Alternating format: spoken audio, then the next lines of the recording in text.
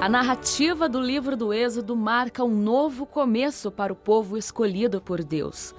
Temos como principal personagem Moisés, que Deus usou como instrumento na libertação dos hebreus da opressão egípcia. Naquele dia em que o Mar Vermelho se abriu diante dos olhos do faraó e seus cavaleiros, Israel, que no Egito era uma multidão escravizada, nasceu como povo de Deus, livre e organizado. Nesses acontecimentos, vemos a relação de Deus com seu povo se estreitar. Os filhos de Israel tornaram-se peregrinos, rumo à terra prometida. Embora muitas vezes desobedientes, insatisfeitos e confusos, sempre foram cuidados generosamente por Deus. Compreender a jornada do povo de Israel é para nós percorrer as etapas significativas da história da libertação que Deus ofereceu para seu povo eleito e assumir em nossas vidas a promessa da própria libertação. A história do Êxodo nos faz lembrar de muitas coisas. Êxodo significa saída, travessia, transformação. O Êxodo é a porta de entrada para a Sagrada Escritura, mas o Êxodo está presente também no coração da Casa da Mãe Aparecida. É com a história do Êxodo que nós vamos revestir a primeira fachada, a fachada norte do Santuário Nacional.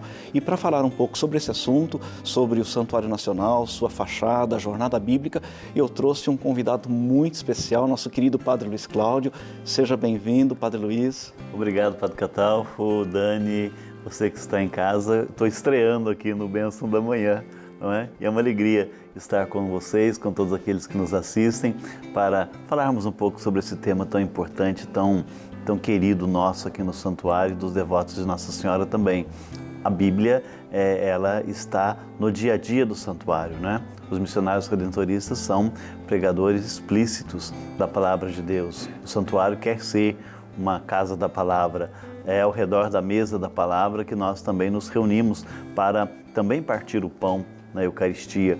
Portanto, falar da Palavra, viver a Palavra, reproduzir a Palavra de maneira artística, bonita no santuário é a nossa missão nesses últimos tempos, nesse projeto que nós chamamos de Jornada Bíblica e tem nesse momento o Êxodo como a nossa principal fonte inspiradora. Interessante, né, Padre Luiz? Porque a gente poderia ter revestido o santuário com outros temas, talvez com a vida de santos ou com alguns outros temas. A gente quis fazer com a Sagrada Escritura. Por quê? Por que transformar o santuário na maior Bíblia céu aberto do mundo? A ligação que o cristão, o católico, o devoto de Nossa Senhora deve ter com a Palavra de Deus é importante porque é sobre esta palavra que nós fundamentamos a nossa fé. Por outro lado, quando nós revestimos o santuário com a Palavra de Deus e dizemos que o santuário é a casa da Palavra, nós também estamos fazendo uma ligação direta do santuário com Nossa Senhora, que é a mulher da Palavra. Portanto, o espaço do santuário, Nossa Senhora como a mulher da Palavra e o santuário como local onde se reparte cotidianamente a Palavra de Deus, faz com que a nossa ligação com Ele também seja uma ligação que nos motiva permanentemente a nos revestirmos da Palavra. E é na Palavra de Deus que nós encontramos a luz, a inspiração, o caminho, não é?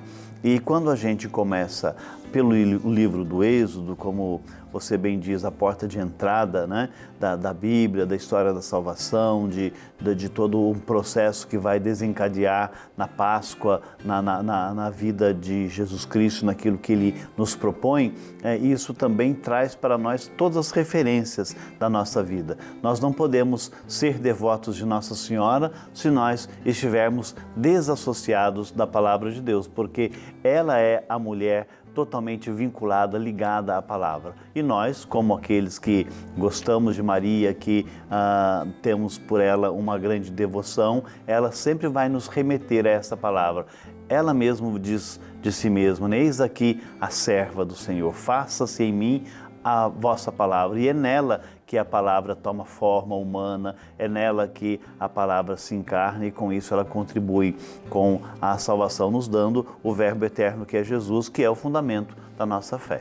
Neste ano, Padre Luiz, e também no ano passado, os temas da novena e festa de Nossa Senhora, esses temas fizeram referência direta à Sagrada Escritura, à ideia de revestir-se da Palavra de Deus. Sobretudo este ano, a ideia do Êxodo estava muito presente, sobretudo nessa ideia de tornar-se povo de Deus em vista da aliança, por causa da aliança com Deus. E a gente pode dizer que o revestimento da fachada bíblica não é só um projeto de acabamento do santuário, é também um projeto pastoral? Sem dúvida. Se nós estivéssemos apenas embelezando o santuário, se nós estivéssemos apenas fazendo uma obra física, ela estaria seguramente desprovida dessa continuidade. A palavra de Deus, ela é eterna.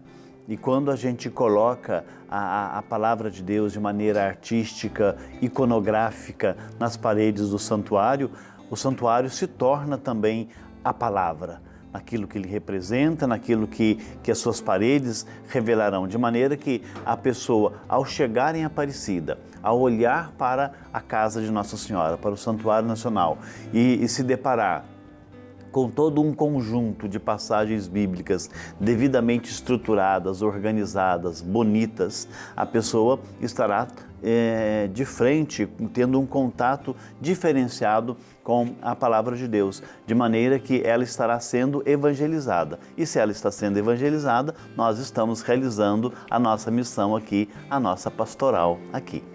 Não faz muito tempo, Padre Luiz, a gente subiu ali no andaime da fachada norte, né, para ver um pouco o andamento das obras. E o que você pode dizer para quem está em casa, para quem não viu ainda o andaime desmontado? Qual é a sensação que a gente vai ter vendo aquelas imagens que o Padre Rupinick está desenhando para a gente? Quando nós começamos a pensar o projeto e conversávamos com o Padre Rupinick, muitas pessoas nos procuraram dizendo assim: como será? Vocês têm uma prévia? E nós temos uma espécie de um RAF, né? um rascunho feito pelo Padre Rupinick, e nós conhecemos o estilo dele. Não é? Mas eu dizia que, diferentemente do Cláudio Pastro, que fez o acabamento interno da Basílica e ele fazia um pequeno desenho, não é? E aquilo depois era ampliado, nós podemos agora apostar mesmo na história, na tradição e no estilo e na competência do Padre Rupinick. E, é claro, conhecendo o seu estilo através de outras obras que já existiam. Então, nós estamos sendo positivamente e permanentemente surpreendidos. A cada vez que a gente sobe lá, a gente vai vendo os desenhos, eles são preparados como uma espécie de quebra-cabeça, mas a interligação entre eles é feita manualmente, pedrinha por pedrinha, pedaço por pedaço, como você está vendo nesse momento, e então é a partir dessa combinação de cores, de texturas, de materiais que sempre são pedras, nós vamos ganhando um colorido todo especial. Agora, quando a gente sobe lá, a gente percebe que a beleza é sempre mais surpreendente do que aquilo que a gente imaginava. Quando a gente posta alguma fotografia, quando a gente mostra algum vídeo, a gente percebe aí as reações das pessoas. Então eu digo primeiro que está ficando muito bonito. Digo ainda, ficará muito catequético, ficará muito perceptível. O Padre Rupinick expressa constantemente a alegria e a felicidade que ele está tendo com o resultado que está sendo obtido. E para aqueles que são mais curiosos, nós temos as nossas redes sociais. Ainda ontem, no Instagram da Família dos Devotos, nós postamos algumas fotos. Eu estive lá pessoalmente, volta e meia estamos mostrando tudo isso, as fotos estão aparecendo aí já, não é? E então a gente vai percebendo como que as coisas vão caminhando. E a grande novidade está porque a partir da próxima segunda-feira nós começamos a descer parte do andaime, não é? O lado direito de quem está olhando para a Basílica, nós vamos começar a desmontar, de maneira que quem está vendo aí na televisão, à sua direita, este lado será desmontado a partir da semana que vem, que dará para a gente já uma grande prévia da totalidade da fachada. É claro que nós não podemos desmontar todo o andaime, nem ele todo de cima para baixo, porque nós temos uma cremalheira, um elevador que fica do lado esquerdo e ele depende da estrutura total. Então, mas nós vamos ter já a partir do dia 25 uma desmontagem, uma prévia de praticamente, sei lá, 30%, 40% da obra. Ela já está bastante adiantada na parte externa e nós já estamos começando a revestir a parte interior do grande arco. Não é? E o conjunto é de fato muito bonito e a gente não vai dar muita dica não, porque é importante até que as pessoas busquem decifrar isso. E nós acreditamos então que, desmontando o andaime até o dia 20 de novembro, nós estaremos seguramente concluindo a parte de revestimento em pastilhas ou em mosaico, em testras, como queira dizer, e depois ainda no restante do ano nós vamos prosseguir com a desmontagem do andaime, de maneira que nos primeiros dias de dezembro nós já teremos a vista de uma boa parte já do mosaico e até final de janeiro nós concluímos ali boa parte das obras na base do mosaico também, porque depois tem que desmontar canteiro, desmontar andaime, nós temos que proteger as bases da fachada com vidros para que aquela altura onde as pessoas irão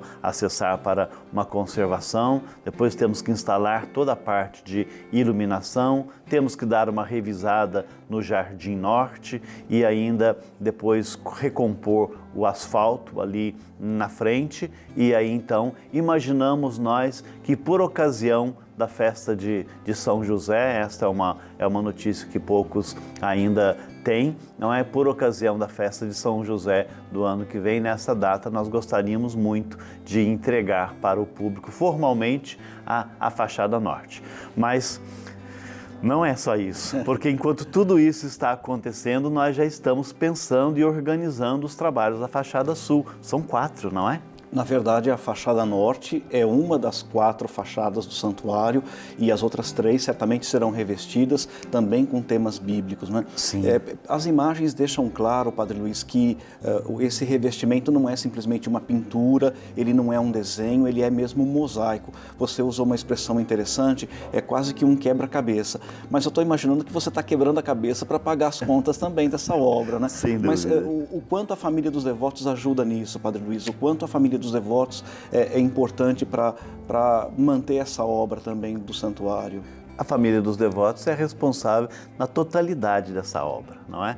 Ela não seria possível sem a participação, sem o carinho, sem a contribuição e sem a prece da família dos devotos. Nós somos não só reconhecidos, mas agradecidos, porque não só a obra da fachada, outras que já realizamos e outras que estamos realizando, a manutenção do dia a dia do santuário, ela só é possível graças à família dos devotos. A televisão só é possível graças à família dos devotos. A nós aqui cabe no dia a dia distribuir da melhor maneira possível esses recursos, contemplando todas essas necessidades, o que não é fácil, não é porque os desafios são muitos, mas nós estamos felizes porque a gente sente das pessoas o comprometimento, nós sentimos das pessoas o gosto por ajudar o santuário e nós continuamos contando com essa contribuição, porque de fato é um primeiro de um caminho, um primeiro passo de um grande caminho.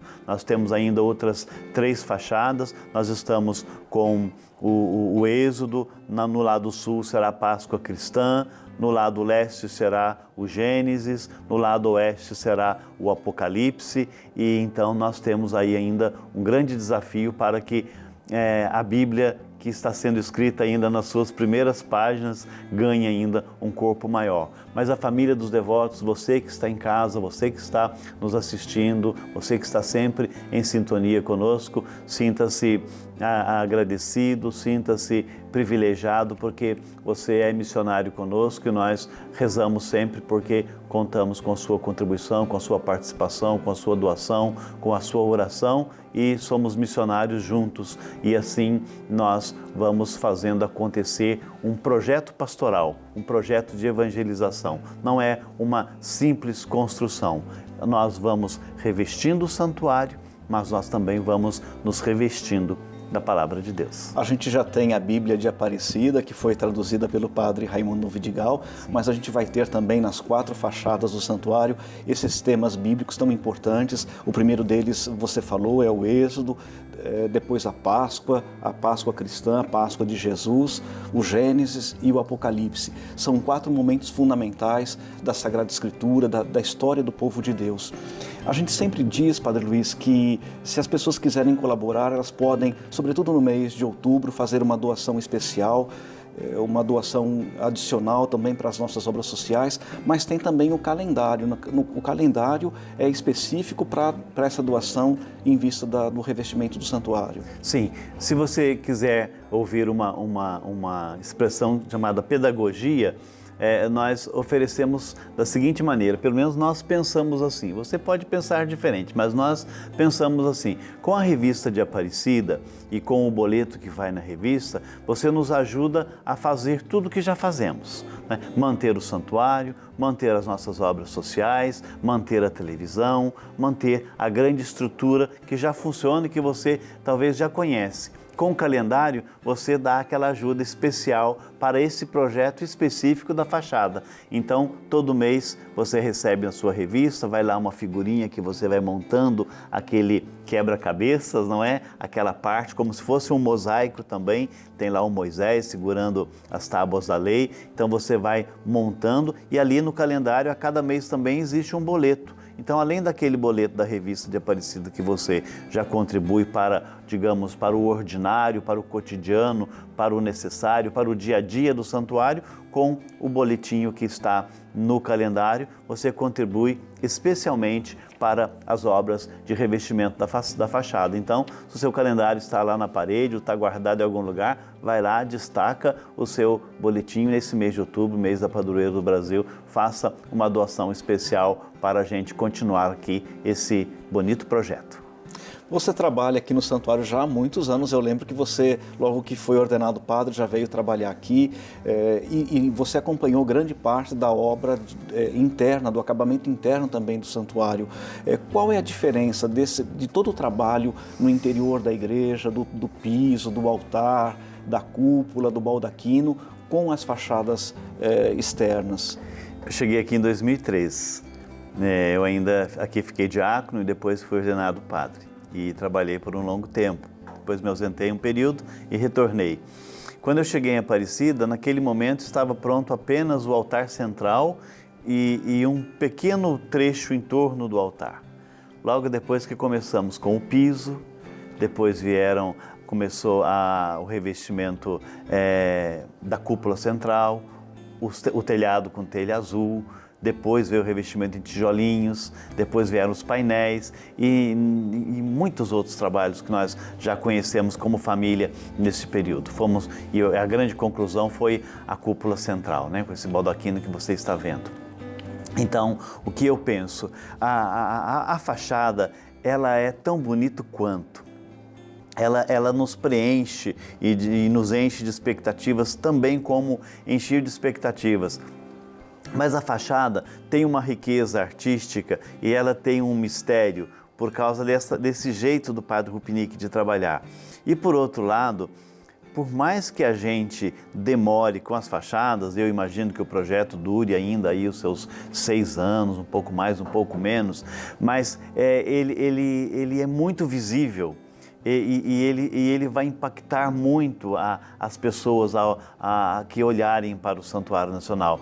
Então isso também cria em mim, e certamente cria em todo mundo, uma expectativa muito grande, porque Todo mundo quer ver a beleza, todo mundo quer a beleza. E a beleza, ela nos evangeliza por si só. Então, a minha expectativa é de que, diferentemente de dentro do santuário, quando nós fomos fazendo por projetos, por partes, e hoje a gente pode olhar um todo, e a gente não teve a oportunidade de ter um impacto do total, porque nós fomos vendo o piso, depois vimos as paredes, vimos os painéis, depois vimos a cúpula, a gente foi se habituando com tudo aquilo, na fachada aquilo vai dar um impacto, não é? E nós vamos ver se, nossa, descortinou, é como se alguém abrisse um livro, literalmente é uma Bíblia ilustrada, não é? Nós vamos ter essa sensação do impacto de alguém que abre um livro. E isso é bonito, eu acho. Padre Luiz, as nossas obras de educação e de assistência social também utilizam essa expressão construir gente, porque construir o santuário não é simplesmente fazer obras físicas, obras civis, mas é também construir cidadania, promover vida, promover a nossa obra de educação e de assistência social, o que significa colaborar com o santuário no sentido de manter, de construir também gente, de construir a nossa obra de educação e de assistência social. Nós somos o templo onde Deus habita. Não teria sentido fazer uma igreja bonita, né? Não teria sentido ter uma basílica tão grande, com tantas pessoas vindo, frequentando, celebrando, se nós não tivéssemos um olhar voltado para o necessitado, para o pobre, para aquele que precisa de uma chance, não é? Então, quando a gente coloca a mão na massa, quando a gente trabalha, quando a gente constrói o santuário, mas ao mesmo tempo a gente oferece possibilidades, perspectivas, oportunidades para as pessoas, até mesmo quando a gente oferece um auxílio imediato, numa cesta básica, não é? Numa ajuda de custo, quando a gente injeta um valor na Santa Casa que acode o pobre, que precisa de um medicamento, que precisa ter a sua dor, seu sofrimento aliviado, nós estamos cuidando do maior tesouro, que são as pessoas, do maior e mais bonito templo, que são as pessoas. Então é como se fosse dois grandes pulmões, não é? Cuidar da estrutura, uma estrutura que evangeliza, uma estrutura que contribui para a missão da igreja, cuidar de uma estrutura que acolhe as pessoas que vêm renovar a sua fé, celebrar a sua vida, não é? Mas também cuidar da pessoa que é o templo, porque tudo aquilo que fizerem a um dos meus irmãos, por menor que seja, mesmo que seja um copo de água fresca, Jesus diz, foi a mim que o fizesses. Portanto, não é possível a gente cuidar da evangelização, não dá para a gente discursar sobre a palavra de Deus, não dá para a gente proclamar o Evangelho se a gente não tiver o pé, a mão colados nessa realidade do necessitado e do pobre. Portanto, o santuário tem esse duplo compromisso de cuidar da sua inteireza, não é? E ao mesmo tempo, quando ela cuida da pessoa, da evangelização, ela cuida do social, do necessário, e aí então ela cuida da inteireza, e sim da pessoa. O próprio Jesus diz de si mesmo, eu vim para que todos tenham vida e a tenham em plenitude. Esse é o nosso desejo, não é, Padre Luiz, de fazer com que as nossas obras de educação e de assistência social construam gente, construam cidadania, justiça e alegria nas nossas famílias, né? Falando em alegria, eu imagino que essa palavrinha marca a diferença especial da novena do ano passado para a novena desse ano. Diferente do ano passado, quando nós tivemos uma novena mais restritiva por causa do agravamento da pandemia, pela ausência de vacinas eficazes. Esse ano a gente teve uma festa mais alegre, mais colorida, não foi? Sim, uma festa que você podia ver no rosto das pessoas, aqueles que entravam na Basílica para as celebrações, aqueles que não podiam por causa da limitação ainda existente, iam para o centro de eventos e sobretudo nas pessoas que acompanharam pelos meios de comunicação. A gente recebe muitos contatos, a gente conhece muitas pessoas, as pessoas se relacionam conosco, conversam, enviam mensagens. A festa foi de fato alegre. Ela foi além das nossas expectativas, no sentido de que as pessoas vieram, participaram. Este ano nós tivemos mais de 30 mil pessoas que vieram a pé. pela rodovia Presidente Dutra em Aparecida. É maior do que um número maior do que muitas das nossas cidades aí no nosso grande interior, como se uma cidade inteira tivesse se fechado e vindo caminhando para Aparecida. Nós tivemos essa excelência da cobertura da TV Aparecida, dos nossos meios de comunicação, as atividades, a novena, as festividades, as celebrações do dia 12, a queima de fogos, enfim, tudo isso que você está vendo, essa alegria, isso é alegria de fato, alegria de celebrar Nossa Senhora e de recuperar o nosso jeito de vir ao santuário, de fazer festa, de ter um santuário movimentado, alegre, recebendo as pessoas, com a estrutura toda funcionando. Então, como você bem disse, foi uma festa feliz, alegre, foi uma festa festiva, não é? No sentido de que pudemos desempenhar a nossa missão e a gente se sentiu um pouco mais confortável se comparados com o ano passado.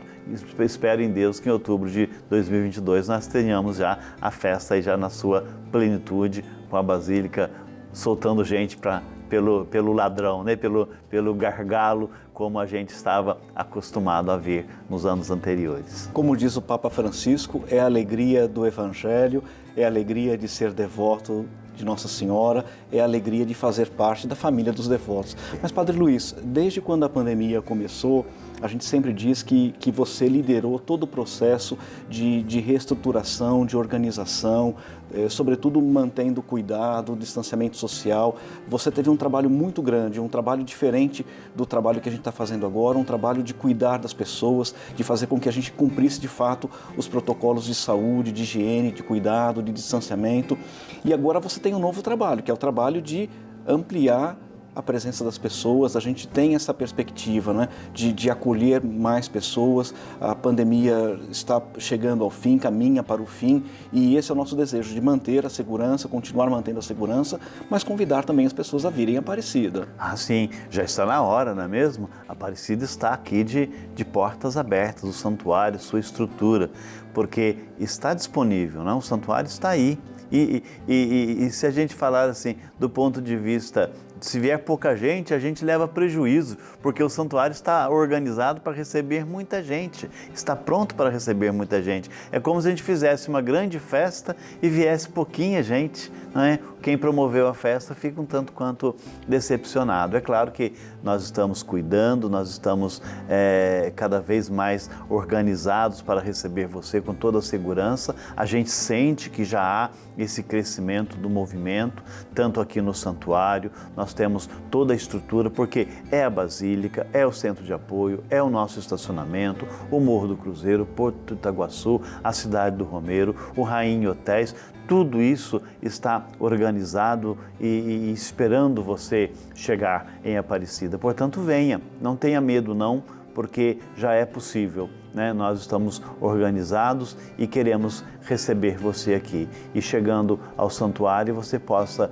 de fato, se sentir feliz, de se reencontrar com Nossa Senhora, porque, como a gente sempre diz, é bom estar onde a Mãe está. E é claro que nesse período de pandemia, e quem me conhece sabe que eu sou meio certinho, assim, organizadinho, né? E gosto de trabalhar sempre com o previsto, e boa parte dos meus cabelos brancos nascem agora justamente do imprevisto, porque cada dia foi um dia, não é? Era impossível prever, e quando a gente se aventurava a prever, a gente quebrava a cara. Agora a gente já consegue enxergar as coisas com mais clareza, e a gente então está aqui de braços abertos, esperando você que vem ou que quer vir ao santuário, rever Nossa Senhora, celebrar a vida, agradecer, pedir, celebrar a Eucaristia conosco, ficar conosco algum tempo, se desejar, aqui nos santuários, nos nossos hotéis, experimentar esta gostosura de estar em Aparecida. A gente tem a mesma idade, Padre Luiz. A primeira vez que eu vim ao santuário, eu tinha 15 anos, não sei quando foi a sua primeira vez aqui no santuário, mas a minha pergunta é bem simples. A primeira vez que você veio a Aparecida, que você esteve no santuário, você se imaginou fazer alguma coisa ali? Se imaginou trabalhar no santuário já na sua primeira vez? A primeira recordação que eu tenho de Aparecida é ainda subindo a Monte Carmelo, e eu morava no sítio, não tinha luz elétrica, aquelas televisõezinhas que tinha uma luzinha vermelha com os quadros do coração de Jesus e de Maria e Nossa Senhora, que você via muito nas lojas em Aparecida, aquilo me marcou muito, porque era muito colorido. Essa é uma imagem que eu tenho. E dessa mesma ocasião, eu tenho a lembrança de meu pai comigo nos ombros, porque na Basílica Velha, diferentemente da Basílica Nova, a gente, uma criança nos ombros do pai, enxerga tudo, ele né? passa de cara a cara com Nossa Senhora, e mais do que isso, eu acho que eu não fiquei muito interessado em Nossa Senhora, não. Eu queria ver do outro lado o que estava acontecendo, porque tinha missa acontecendo e a criança quer olhar para onde o movimento está. Então essa é uma recordação que eu tenho. Mas depois, muitas vezes eu vim a Aparecida e eu me recordo que uma ocasião, foi a única vez que eu estive assim, bem pertinho do Padre Vítor Coelho de Almeida, numa consagração, e eu lembro que o pessoal já estava se organizando para ir embora. Eu dei uma escapadinha e mais uma passadinha na imagem de Nossa Senhora, porque parece que a gente não queria, é aquilo que o Romero acho que sente até hoje. Ele sabe que precisa ir embora, mas ele não quer deixar Nossa Senhora, né? Ele vai meio que com o coração já sentindo saudades. E depois, já quando eu entrei no seminário, eu tinha uma grande curiosidade em saber como é que era a Basílica Nova à noite, não é? E naquele tempo nós não tínhamos muita coisa na Basílica Nova, nós estamos falando de 1988. Então, isso me fez depois aqui no dia a dia, na própria pastoral que nós seminaristas realizávamos aqui, ganhando esse contato, esse gosto com o santuário. E depois vindo já trabalhar já como redentorista e depois como diácono e como padre aqui. Então, a alegria é imensa, não é? É muito, muito gratificante, porque se a área que eu trabalho, ela é um tanto quanto árida, ela exige tempos e tempos de escritório, horas e horas de reunião, análises, números, contas, dívidas, dor de cabeça, problemas que surgem o tempo todo. Vocês podem imaginar como que isso é diante da proporção do santuário.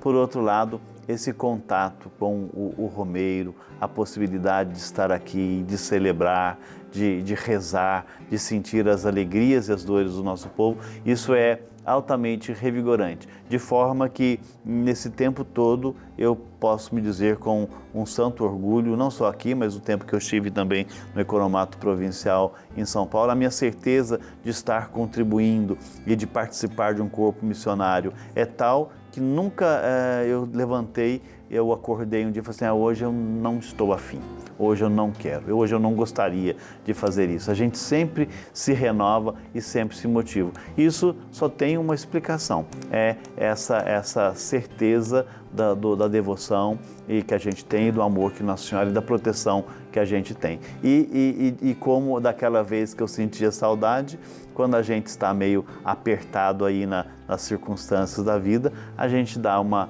passadinha e não só para pedir, mas também para agradecer ali diante da imagenzinha querida de Nossa Senhora, como tantas pessoas estão fazendo nesse exato momento. Mês de outubro é o mês de Nossa Senhora Aparecida, é o mês da novena e festa, mas é o mês também de aniversário do Padre Luiz Cláudio. E eu sempre digo que o Padre Luiz Cláudio nasceu no dia 2 de outubro, a mãe dele pôs a fralda, ele já foi para a novena, já foi participar da festa de Nossa Senhora.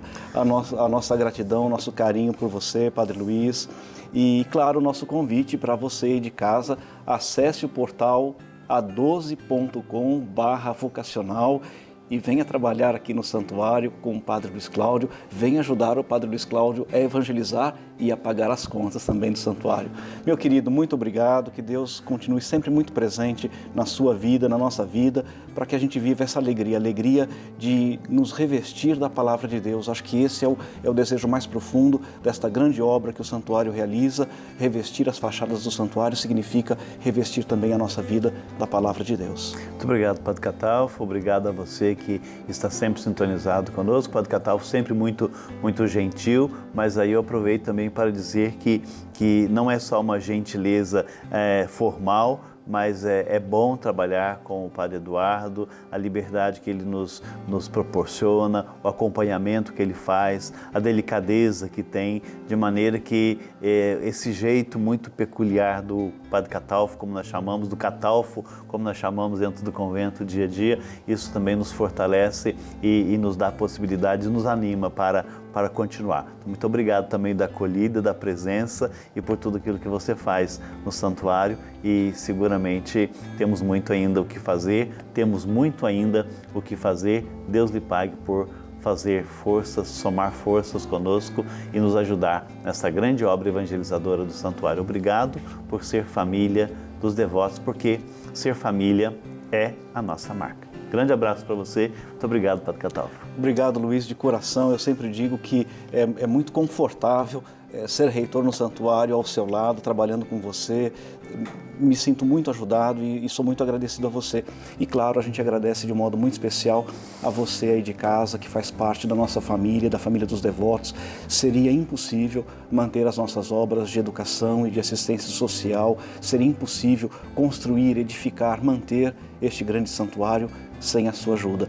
Mês de outubro, faça a sua doação adicional para a novena e festa de Nossa Senhora, nos ajude a manter as nossas obras sociais, o nosso carinho muito especial para você que acredita na gente. A gente sempre diz com muito carinho, com muita simplicidade, mas também com muita sinceridade. Se nós chegamos até você, é porque você cuida da gente, porque você tem carinho para com todos nós.